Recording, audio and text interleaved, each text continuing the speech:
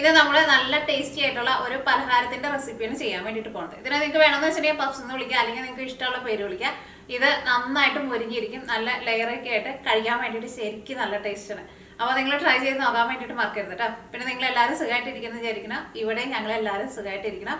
പുറത്താന്ന് വെച്ചിട്ടുണ്ടെങ്കിൽ നല്ല തണുപ്പുണ്ട്. അപ്പോൾ ഇതങ്ങോട്ട് സമയങ്ങൾ തന്നെ നമ്മുടെ പലഹാരം നമുക്ക് റെഡിയാക്കാം. ഇതിലേക്കുള്ള ഫില്ലിങ് റെഡിയാക്കാം. അപ്പോൾ ഞാൻ 2 തരത്തിലുള്ള ഫില്ലിങ്ങാണ് ഉണ്ടാക്കുന്നത്. വെജിറ്റേറിയനും ഉണ്ടാക്കുന്നുണ്ട്, പിന്നെ മുട്ട വെച്ചിട്ടുള്ള ഫില്ലിങ് ഉണ്ടാക്കുന്നുണ്ട്. അപ്പോൾ ഫസ്റ്റ് നമുക്ക് വെജിറ്റേറിയൻ ഫില്ലിങ് റെഡിയാക്കിയിട്ട് എടുക്കാം. അപ്പോൾ അതിന് വേണ്ടിയിട്ട് ഞാനിവിടെ ഒരു ചെറിയൊരു സബോള നല്ല ചെറുതായിട്ട് കട്ട് ചെയ്തിട്ടെടുത്തിട്ടുണ്ട്. പിന്നെ ഒരു ചെറിയ കഷ്ണം ഇഞ്ചി ചതച്ചെടുത്തത്, കറിവേപ്പില, പച്ചമുളക് നിങ്ങളുടെ എരിവിനനുസരിച്ചിട്ട് എടുക്കുക. ഞാനിവിടെ 2 പച്ചമുളക് എടുത്തിട്ടുണ്ട്. പിന്നെ അതാ നോക്കിക്കേ, ഒരു ഉരുളൻകിഴങ്ങ് എടുത്തിട്ടുണ്ട്. ഈ ഉരുളൻകിഴങ്ങ് നല്ല ചെറുതായിട്ട് കട്ട് ചെയ്തിട്ട് എടുക്കണം. ഇത് ഞാനിവിടെ ഓൾറെഡി ഇങ്ങനെ പൊളിച്ച് വെച്ചിട്ടുണ്ട്. അപ്പോൾ നിങ്ങളുടെ ഉരുളൻകിഴങ്ങിൻ്റെ വലിപ്പം കാണിക്കാൻ വേണ്ടിയിട്ട് ഞാനത് കട്ട് ചെയ്യാണ്ടിട്ടുണ്ട്. പിന്നെ കുറച്ച് ഫ്രഷ് ആയിട്ടുള്ള ഗ്രീൻ പീസ് എടുത്തിട്ടുണ്ട്. നമുക്ക് ഫ്രോസൺ ഗ്രീൻ പീസ് വാങ്ങാൻ വേണ്ടിയിട്ട് കിട്ടില്ല, അതെടുത്തിട്ടുണ്ട്. അത് ഒരു 2 പിടി ഉണ്ടാവും. ഇതേപോലെ ഇങ്ങനെ എടുക്കാമെന്ന് വെച്ചിട്ടുണ്ടെങ്കിൽ ഒരു 2 പിടി ഉണ്ടാവും. ഫസ്റ്റ് നമുക്ക് ഇത് മിക്സിയുടെ ചെറിയ ജാറിലിട്ടിട്ട് ഒന്ന് അരച്ചിട്ടെടുക്കാം. നമ്മുടെ മസാല റെഡിയാക്കാം. അപ്പോൾ നമ്മുടെ മസാല റെഡിയാക്കാനുള്ള പാൻ നന്നായിട്ട് ചൂടായിട്ടുണ്ട്. ഇതിലേക്ക് ആവശ്യത്തിന് ഓയിൽ ഒഴിക്കാം. നിങ്ങൾക്ക് ഇഷ്ടമുള്ള ടൈപ്പ് ഓയിൽ ഒഴിക്കാം. ഇത് ഇരുമ്പിൻ്റെ ചീനിച്ചട്ടി കേട്ടോ. നിങ്ങൾ കുറേ പേര് എൻ്റെ അടുത്ത് ചോദിക്കാറുണ്ട്. ഇത് ഞാൻ ആമസോണിൽ നിന്ന് വാങ്ങിച്ചതാണ്. അപ്പോൾ നിങ്ങൾക്ക് ആർക്കെങ്കിലും ഈ ചീനിച്ചട്ടി വേണമെന്ന് വെച്ചിട്ടുണ്ടെങ്കിൽ ഞാൻ അതിൻ്റെ ലിങ്കും കൂടിയിട്ട് ഡിസ്ക്രിപ്ഷൻ ബോക്സിൽ ഇടാം കേട്ടോ. അപ്പോൾ നമ്മുടെ ഓയിൽ നന്നായിട്ട് ചൂടായിട്ടുണ്ട്. ഇനി ഇതിലേക്ക് സവാള, പച്ചമുളക്, ഇഞ്ചി, കറിവേപ്പില.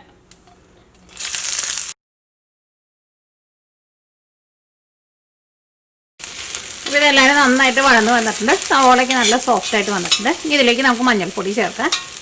മഞ്ഞൾപ്പൊടി ഞാനിതിലേക്ക് 1/4 ടേബിൾ സ്പൂണാണ് ചേർക്കുന്നത്.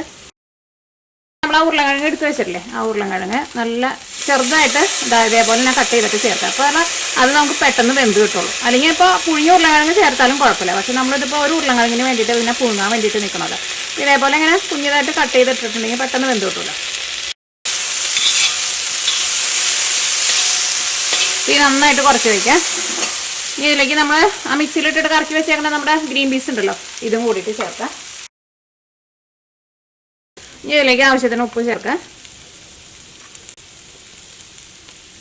ഇനി ഇതിലേക്ക് ഒരു 1/4 ടേബിൾ സ്പൂൺ ചെറിയ ജീരകം പൊടിച്ചത് ചേർക്കുന്നുണ്ട്. അത് നിങ്ങൾക്ക് ചെറിയ ജീരകത്തിൻ്റെ ടേസ്റ്റ് ഇഷ്ടമാണെന്ന് വെച്ചിട്ടുണ്ടെങ്കിൽ അതും കൂടിയിട്ട് ചേർക്കാം. ഇങ്ങനെ ചെറിയ ജീരകത്തിൻ്റെ ടേസ്റ്റ് ശരിക്കും ഇങ്ങനത്തെ മസാലയ്ക്കൊക്കെ നല്ല ടേസ്റ്റ് കൊടുക്കും. കുറച്ച് കുരുമുളക് പൊടിയും ചേർക്കാം. നിങ്ങൾ ടേസ്റ്റിനനുസരിച്ചിട്ട് ചേർക്കുക. ഒരു ഏകദേശം ഒരു 1/4 ടീസ്പൂൺ ചേർക്കും. അതിനിപ്പോൾ ഒരു കറക്റ്റ് അളവില്ല, അത് ഒരു ഏകദേശം അളവിൽ ചേർക്കാം. ഇതെല്ലാം കൂടിയിട്ട് നന്നായിട്ട് മിക്സ് ചെയ്യാം. ഇതിലേക്ക് നമുക്ക് കുറച്ച് വെള്ളവും തെളിച്ച് കൊടുക്കാം. എന്നിട്ട് ചെറിയ തീയിൽ വെച്ചിട്ട് മൂടി വെച്ചിട്ട് വേവിക്കാം. കുറച്ച് വെള്ളം തെളിച്ച് കൊടുക്കാം.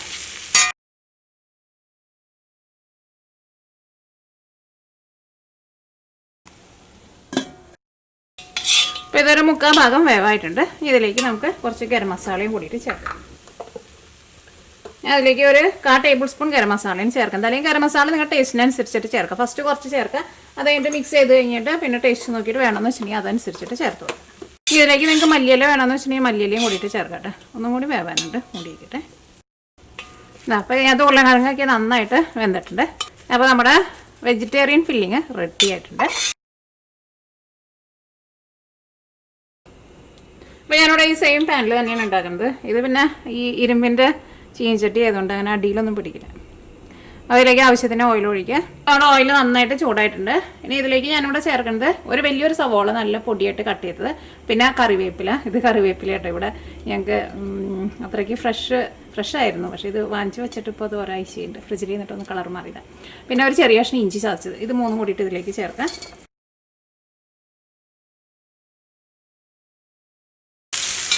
അപ്പോൾ സവോളയ്ക്ക് നന്നായിട്ട് വഴന്നിട്ടുണ്ട്. സവോളയ്ക്ക് നല്ല സോഫ്റ്റായിട്ട് വന്നിട്ടുണ്ട്. ഇതിലേക്ക് മഞ്ഞൾപ്പൊടി ചേർക്കാം.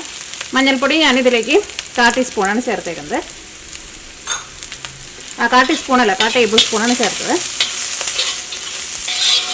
ഇതിലേക്ക് എരിവിന് വേണ്ടിയിട്ട് ഞാനിവിടെ ക്രഷ് ചെയ്തേക്കണ ഉണക്കമുളകാണ് ചേർക്കുന്നത്. അല്ലെങ്കിൽ നിങ്ങൾക്ക് മുളക് പൊടി ചേർക്കാം. നിങ്ങളുടെ എരിവിനനുസരിച്ചിട്ട് നിങ്ങൾ ചേർത്തോ. ഒരു ഏകദേശം ഒരു 1/2 ടേബിൾ സ്പൂൺ മതിയാവും. ക്രഷ് ചെയ്ത ഉണക്കമുളക് തന്നെ ചേർക്കണമെന്ന് നിർബന്ധമില്ല കേട്ടോ. ഇതിലേക്ക് മല്ലിപ്പൊടി ചേർക്കണം. മല്ലിപ്പൊടിയാണ് നമ്മുടെ ഈ മസാലയ്ക്ക് നല്ല ടേസ്റ്റ് കൊടുക്കുന്നത്. മല്ലിപ്പൊടി ഞാനിവിടെ മല്ലി ഫ്രഷായിട്ട് മിക്സിയിൽ ഇട്ടിട്ട് അപ്പം തന്നെ പൊടിച്ചെടുത്തിട്ടുണ്ട്. അങ്ങനെ ഇപ്പം തന്നെ പൊടിച്ചെടുത്ത് തന്നെ വേണമെന്ന് നിർബന്ധമില്ല കേട്ടോ. പക്ഷേ നമ്മൾ വീട്ടിൽ പൊടിച്ചെടുക്കാമെന്ന് വെച്ചിട്ടുണ്ടെങ്കിൽ നല്ലൊരു മണമൊക്കെ ഉണ്ടാവും മല്ലിക്ക്. മല്ലി പൊടിച്ചത് തീ നന്നായിട്ട് കുറച്ച് വയ്ക്കട്ടെ.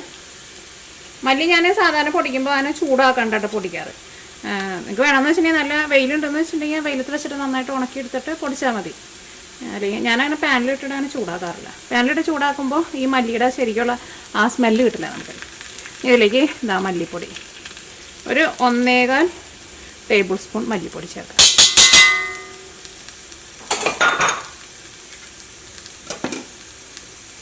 ഒരു ഇച്ചിരി ഓയിലും കൂടിയിട്ട് ചേർക്കുന്നുണ്ട്, കാരണം ഈ മല്ലിപ്പൊടി ഒന്ന് മൊരിയണം. വലിയൊരു തക്കാളിയുടെ ഒരു 1/4 ഭാഗം എടുത്തിട്ടുണ്ട്, ഇതും കൂടിയിട്ട് ചേർക്കാം. അത് നല്ല പൊടിയായിട്ട് കട്ട് ചെയ്തിട്ട് ചേർക്കാം. ഈ മസാലപ്പൊടികൾ കരിഞ്ഞു പോരുത് കേട്ടോ. കരിഞ്ഞു പോയിട്ടുണ്ടെന്ന് വെച്ചിട്ടുണ്ടെങ്കിൽ ഒരു കൈപ്പരസം വരും. അപ്പോൾ ഈ മല്ലിപ്പൊടിയൊക്കെ ചേർക്കുന്ന സമയത്ത് തീ നന്നായിട്ട് കുറച്ച് വയ്ക്കുക. അല്ലെങ്കിൽ നമ്മൾ തീ ഓഫ് ചെയ്ത് വെച്ചാലും കുഴപ്പമില്ല. അത് കഴിഞ്ഞിട്ട് എല്ലാം കൂടിയിട്ട് മിക്സ് ചെയ്ത് കഴിഞ്ഞിട്ട് പിന്നെ തീ ഓണാക്കാൻ മതി. തക്കാളി എന്നാലും ഒരുപാട് ചേർക്കണ്ട, ഇത്രയ്ക്ക് ചേർത്താൽ മതി. കുറേ ചേർത്തിട്ടുണ്ടെന്ന് വെച്ചിട്ടുണ്ടെങ്കിൽ നമ്മുടെ മസാല വെള്ളം പോലെയാവും കേട്ടോ.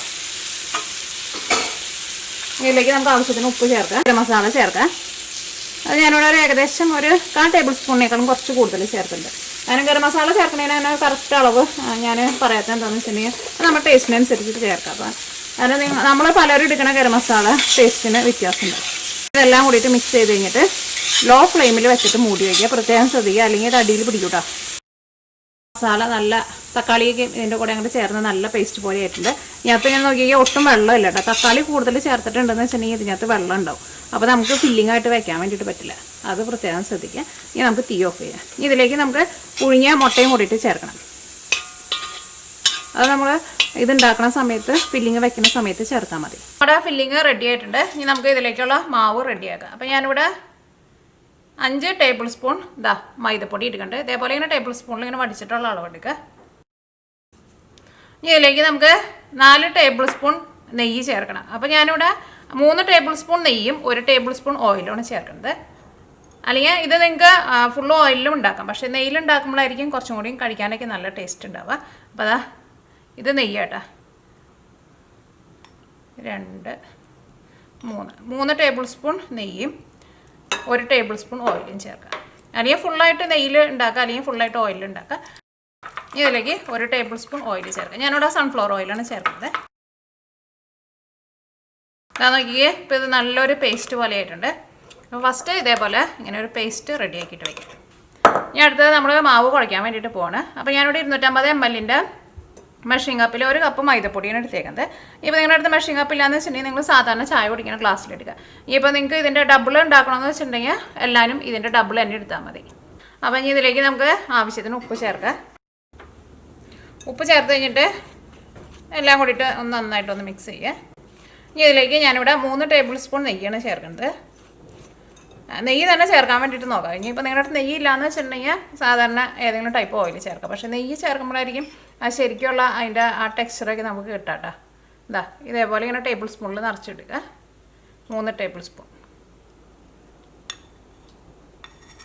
3.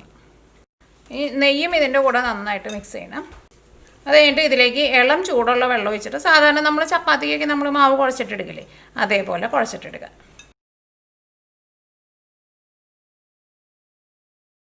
ഞാൻ നോക്കിക്കേ, ഇപ്പോൾ നല്ല സോഫ്റ്റായിട്ട് കുഴച്ചെടുത്തിട്ടുണ്ട്. ഇനി അത് നമുക്കൊരു 10 മിനിറ്റ് റെസ്റ്റ് ചെയ്യാൻ വേണ്ടിയിട്ട് വയ്ക്കാം. ഇനി നമുക്ക് ഇതേപോലെ ഒന്ന് റോൾ ചെയ്യാം. ഇങ്ങനെ റോൾ ചെയ്തെടുത്തിട്ടുണ്ട്. ഈ എൻ്റെ ഭാഗം ഭയങ്കര കനം കുറഞ്ഞ് പോരുത് കേട്ടോ. നമുക്ക് നോക്കിയേ, ഇത് ഇതേപോലെ ഇങ്ങനെ ഓരോ പീസായിട്ട് കട്ട് ചെയ്യും. അത് നമ്മൾ 5 പീസായിട്ടാണ് കട്ട് ചെയ്തേക്കുന്നത്. ഇതിൽ നിന്ന് നമുക്ക് ഓരോന്നായിട്ട് എടുക്കാം. ഇനി ഇത് നമ്മൾ ചപ്പാത്തിക്കൊക്കെ പരത്തില്ല, അതേപോലെ നല്ല ചപ്പാത്തിനേക്കാൾ നല്ല കനം കുറച്ചിട്ട് പരത്തിയിട്ട് എടുക്കുക എല്ലാവരും. ഇതെല്ലാവരും നല്ല കനം കുറച്ചിട്ട് ഇതേപോലെ ഇങ്ങനെ പരത്തിയിട്ടുണ്ട്. ഇനി ഇതിൽ നിന്ന് നമുക്ക് ഓരോ പീസായിട്ട് എടുക്കാം. അപ്പോൾ അതിന് മുമ്പായിട്ട് നമുക്ക് ഇവിടെ കുറച്ച് മൈദപ്പൊടി ഒന്ന് കതറി കൊടുക്കാം. അപ്പോൾ ഇങ്ങനെ ഓരോ ഷീറ്റായിട്ട് എടുക്കുക. അപ്പോൾ നമ്മൾ സ്റ്റാർട്ടിങ്ങിൽ തന്നെ നമ്മളൊരു പേസ്റ്റ് റെഡിയാക്കിയിട്ട് വെച്ചിട്ടില്ലേ, ഈ പേസ്റ്റ് ഇതിൻ്റെ മുകളിൽ തേക്കാം. ഈ പേസ്റ്റ് ഇതേപോലെ ഇങ്ങനെ കുറച്ച് തിക്കായിട്ടിരിക്കണം, അത് പ്രത്യേകം ശ്രദ്ധിക്കുക. ഇതിൻ്റെ എല്ലായിടത്തും ഏറ്റവും എൻഡിലേക്ക് അത്രയ്ക്കാണ്ട് കൊണ്ടുപോകണ്ട. ഇതിൻ്റെ മുകളിലേക്ക് കുറച്ച് പൊടി ഒന്ന് വിതറി കൊടുക്കുക. ഇതേപോലെ ജസ്റ്റ് ഒന്ന് വിതറി കൊടുത്താൽ മതി. ഇനി നമുക്ക് അടുത്ത ലെയർ വയ്ക്കാം. ഇനി എല്ലാ ലെയറും നമുക്ക് ഇതേപോലെ തന്നെ ചെയ്യാം. നമ്മുടെ പേസ്റ്റ് തേക്കുക. അത് കഴിഞ്ഞിട്ട് കുറച്ച് മൈദപ്പൊടി വിതറി കൊടുക്കുക. അത് കഴിഞ്ഞിട്ട് അടുത്ത ലെയർ വയ്ക്കുക. അങ്ങനെ ഈ 5 ഷീറ്റ് നമുക്ക് അതേപോലെ വയ്ക്കാം. ഇനി ഇത് നമുക്ക് ഒന്നും കൂടി നല്ല കനം കുറച്ചിട്ട് പരത്തിയിട്ടെടുക്കാം. എന്തോരം കനം കുറച്ചിട്ട് നമുക്ക് പരത്താൻ വേണ്ടിയിട്ട് പറ്റണോ അത്രയ്ക്ക് കനം കുറച്ചിട്ട് പരത്തിയിട്ടെടുക്കുക. അപ്പോൾ നമ്മൾ ഇതിൻ്റെ അടിയിൽ ഓൾറെഡി മൈദപ്പൊടി വെച്ചിട്ടുണ്ടായിരുന്നു. മൈദപ്പൊടി വിതറി കൊടുത്തിട്ടുണ്ടായിരുന്നല്ലോ. അത് അതിന് വിതറി കൊടുക്കണം കേട്ടോ. അല്ലെങ്കിൽ നമുക്ക് ലാസ്റ്റ് ആകുമ്പോൾ എടുക്കാൻ വേണ്ടിയിട്ട് പറ്റില്ല. അപ്പോൾ പരത്താൻ പോണതിന് മുമ്പ് വേണമെന്ന് വെച്ചിട്ടുണ്ടെങ്കിൽ നമുക്കിപ്പോൾ കുറച്ച് പൊടി കുറവ് പോലെ അടിയിൽ തോന്നുന്നുണ്ടെന്ന് വെച്ചിട്ടുണ്ടെങ്കിൽ കുറച്ചും കൂടി പൊടിയൊന്ന് ഇട്ട് കൊടുക്കണം. കാരണം ഇത് നമ്മൾ പരത്തുമ്പോൾ കുറച്ചും കൂടി ഒന്ന് റൗണ്ട് വെച്ച് വരുമല്ലോ.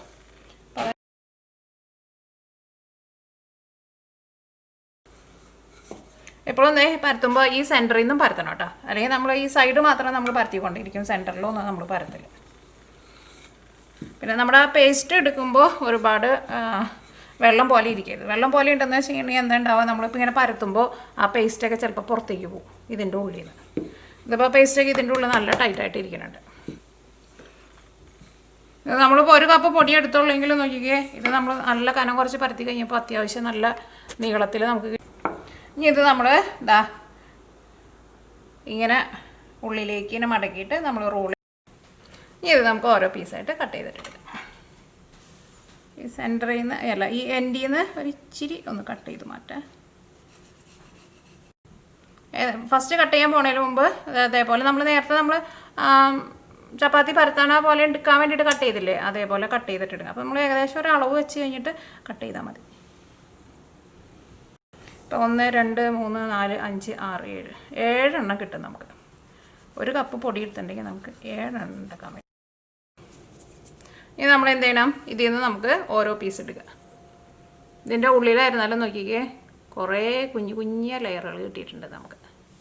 ഇനി ഇത് നമുക്ക് പരത്തിയിട്ടെടുക്കാം. അതാ ഫസ്റ്റ് ഇങ്ങനെ അമർത്താം.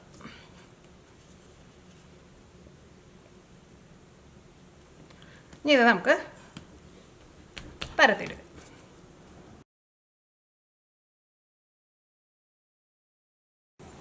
ഇതേപോലെ ഇങ്ങനെ ഓരോ ഷീറ്റായിട്ട് കട്ട് ചെയ്തിട്ടെടുക്കുക. ഇതിൻ്റെ ഉള്ളിലേക്ക് നമ്മൾ സൂക്ഷിച്ച് നോക്കിയിട്ടുണ്ടെങ്കിൽ കാണാൻ വേണ്ടിയിട്ട് പറ്റും കുറേ ലെയറുകളുണ്ട് ഇതിൻ്റെ ഉള്ളിൽ. അപ്പോൾ നമുക്ക് ബാക്കിയുള്ളതെല്ലാനും ഇതേപോലെ ഇങ്ങനെ ഷീറ്റാക്കിയിട്ട് എടുക്കാം. എല്ലാവരും നമ്മൾ പരത്തിയെടുത്തിട്ടുണ്ട്. ഇത് 2 പീസ് നമ്മൾ ആ 2 സൈഡിൽ നിന്ന് എൻഡിൽ നിന്ന് 2 കട്ട് ചെയ്ത് മാറ്റിയില്ലേ, അതാട്ടോ. അത് നമുക്ക് കുറച്ച് ചെറിയ പീസായിട്ടാണ് കിട്ടിയത്. പിന്നെ നമുക്ക് വേറെ 5 നല്ല വലിയ പീസ് കിട്ടിയിട്ടുണ്ട്. ഇതേപോലെ ഇങ്ങനെ പീസായിട്ട് നിങ്ങൾ റെഡിയാക്കിയിട്ട് നിങ്ങൾക്ക് വേണമെന്ന് വെച്ചിട്ടുണ്ടെങ്കിൽ ഫ്രീസറിൽ എടുത്ത് വയ്ക്കുക. ഒരു 3-4 മാസം വരെ ഫ്രീസറിൽ ഇരുന്നാലും കേടുവരാണ്ടിരിക്കും. എന്നിട്ട് പുറത്തേക്ക് എടുത്ത് വെച്ചിട്ട് നന്നായിട്ട് തണുപ്പ് മാറി കഴിഞ്ഞിട്ട് ഇതിൻ്റെ ഉള്ളിൽ ഫില്ലിങ് വെച്ചിട്ട് നിങ്ങൾക്ക് റെഡിയാക്കിയിട്ട് എടുക്കുക. അങ്ങനെ വേണമെന്ന് വെച്ചിട്ടുണ്ടെങ്കിൽ ഇത് സ്റ്റോർ ചെയ്ത് വെക്കാനും പറ്റും. പിന്നെ ബാക്കി വന്നേക്കണ സൈഡിൽ നിന്ന് നമ്മൾ കട്ട് ചെയ്തേക്കണ പീസുകളുണ്ടല്ലോ, അത് ഞാനിവിടെ ഇതേപോലെ നിങ്ങൾക്ക് വേണമെന്ന് വെച്ചിട്ടുണ്ടെങ്കിൽ ഞാൻ ചിലതൊക്കെ ഇതിനകത്ത് കുറച്ച് ചെറുതായിട്ട് കട്ട് ചെയ്തിട്ടുണ്ട്. ഇത് നമുക്ക് ലാസ്റ്റ് നമുക്ക് ഫ്രൈ ചെയ്തിട്ട് എടുക്കാം. അപ്പോൾ ഈ നമ്മുടെ ഫില്ലിങ് വെച്ചിട്ട് നമുക്കിത് റെഡിയാക്കാം. ഇതിൽ നിന്ന് നമുക്ക് ഓരോ പീസായിട്ട് എടുക്കാം. ഇതിലേക്ക് നമുക്ക് ഫില്ലിങ് വയ്ക്കാം. നിങ്ങൾക്ക് ഇഷ്ടമുള്ള ഫില്ലിങ് വയ്ക്കാം. നമ്മൾ വെജിറ്റേറിയനും ഉണ്ടാക്കിയിട്ടുണ്ട്, പിന്നെ നോൺ വെജും ഉണ്ടാക്കിയിട്ടുണ്ടല്ലോ. അപ്പോൾ നിങ്ങൾക്ക് ഇഷ്ടമുള്ള ഫില്ലിങ് വയ്ക്കാം. ഫില്ലിങ് വയ്ക്കുമ്പോൾ സെൻട്രലായിട്ട് വയ്ക്കാണ്ട് കുറച്ചൊന്ന് ഇറക്കിയിട്ട് വെച്ചോ. ഇനി 4 സൈഡിലും കുറച്ച് വെള്ളമൊന്ന് ഇതേപോലെ ഒന്ന് വെള്ളമൊന്ന് വയ്ക്കാം ഒട്ടിയിരിക്കാൻ വേണ്ടിയിട്ട്. ഇവിടെ നന്നായിട്ടൊന്ന് അമർത്തി കൊടുക്കുക. ഈ 3 സൈഡും നന്നായിട്ട് അമർത്തി കൊടുക്കുക. നന്നായിട്ട് ഒട്ടിയിരിക്കണം അവിടെ. ഫസ്റ്റ് ഇതേപോലെ ഒന്ന് അമർത്തി കൊടുക്കുക. അത് കഴിഞ്ഞിട്ട് ഞാനിവിടെ ഒരു ഫോർക്ക് വെച്ചിട്ട് ഒന്നുകൂടി ഒന്ന് അമർത്തുന്നുണ്ട്. അപ്പോൾ അത് നന്നായിട്ട് അവിടെ ഇരുന്നോളും. നമ്മൾ ഇതേപോലെ ഇങ്ങനെ റെഡി ആക്കിയിട്ട് എടുത്തിട്ടുണ്ട്.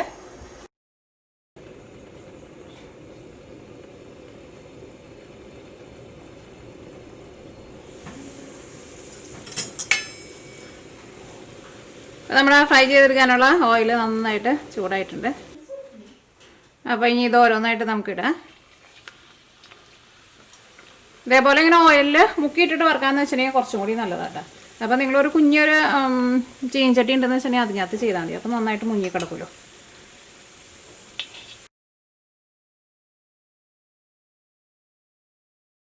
നമ്മൾ ഫസ്റ്റ് ഇട്ടത് നന്നായിട്ട് മൊരിഞ്ഞ് നല്ല ഗോൾഡൻ കളറായിട്ട് വന്നിട്ടുണ്ട്. ഇത് നമുക്ക് ഓയിൽ ചെയ്യുന്നെടുക്കാം.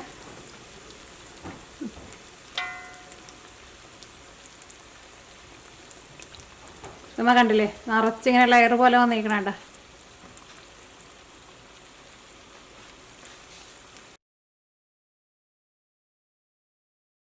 ഞാൻ നോക്കിക്കേ ഇപ്പം എല്ലാവരും നമ്മൾ ഫ്രൈ ചെയ്തെടുത്തിട്ടുണ്ട്. ഇത് നന്നായിട്ട് മൊരിഞ്ഞ് ശരിക്കും നമ്മൾ പപ്സ് കഴിക്കില്ലേ ആ സെയിം ടെക്സ്ചറിൽ തന്നെ നമുക്ക് കിട്ടും. ഇതാ നോക്കിക്കേ എന്തോരം ലെയറാണ് വന്നിരിക്കണേ നോക്കി ഇതിൻ്റെ ഉള്ളിൽ.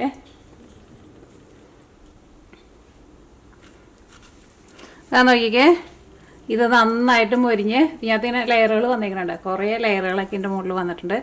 കഴിക്കാൻ വേണ്ടിയിട്ട് ശരിക്കും നല്ല അടിപൊളി ടേസ്റ്റാണ്.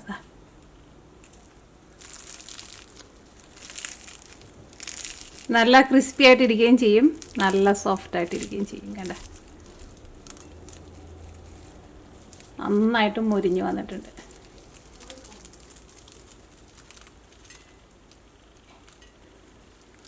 അപ്പോൾ ഫില്ലിങ് നിങ്ങൾക്ക് മുട്ടയുടെ വേണമെന്ന് വെച്ചിട്ടുണ്ടെങ്കിൽ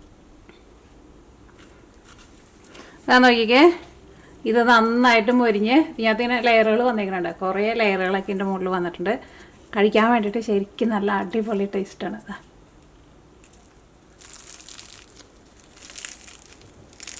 നല്ല ക്രിസ്പി ആയിട്ടിരിക്കുകയും ചെയ്യും, നല്ല സോഫ്റ്റ് ആയിട്ടിരിക്കുകയും ചെയ്യും. കണ്ട നന്നായിട്ട് മൊരിഞ്ഞ് വന്നിട്ടുണ്ട്.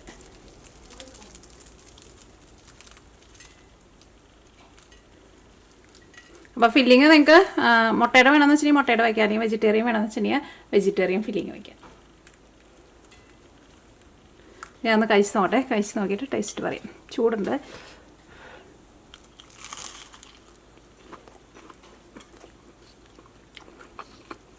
ഇതിൻ്റെ ടെക്സ്ചർ ശരിക്കും നമ്മൾ കടയിൽ നിന്ന് വാങ്ങിച്ചു കഴിക്കുന്ന പപ്സ് ഉണ്ടല്ലോ ആ സെയിം ടേസ്റ്റ് നമുക്ക് കിട്ടും. അപ്പോൾ നിങ്ങൾ ട്രൈ ചെയ്ത് നോക്കാൻ വേണ്ടിയിട്ട് മറക്കരുത് കേട്ടോ. അപ്പോൾ ഈ നമുക്ക് നാളെ വേറൊരു പുതിയ റെസിപ്പി ആയിട്ട് വരാം.